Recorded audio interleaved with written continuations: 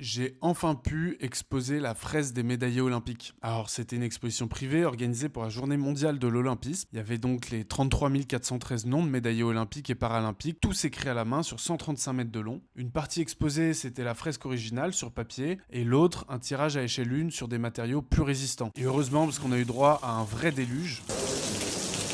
On a traversé toute l'histoire des Jeux Olympiques de 1896 à 2024 à travers les noms des médaillés et avec les témoignages de 15 d'entre eux. Ça allait de Charles Cosse, le plus vieux médaillé olympique vivant, à Frédéric Villeroux, médaillé en cécifoot à Paris 2024. J'ai pu raconter l'origine de cette idée, née il y a 4 ans, et partager le futur du projet, le grand tirage des médaillés olympiques, qui est la toute première représentation de l'histoire des Jeux à travers les noms des médaillés, en un seul morceau. Et un deuxième très gros projet, c'est le grand livre Leporello de la fresque. Ça va être un objet exceptionnel et le crowdfunding, il va être lancé pour fêter les 1 an des Jeux très prochainement. Le moment fort de cette exposition pour moi, c'est quand une jeune espoir française en escrime est venue voir la fresque et m'a dit « Moi, mon rêve, c'est d'avoir mon nom là-dessus. » Et ça, pour moi, c'était mission réussie.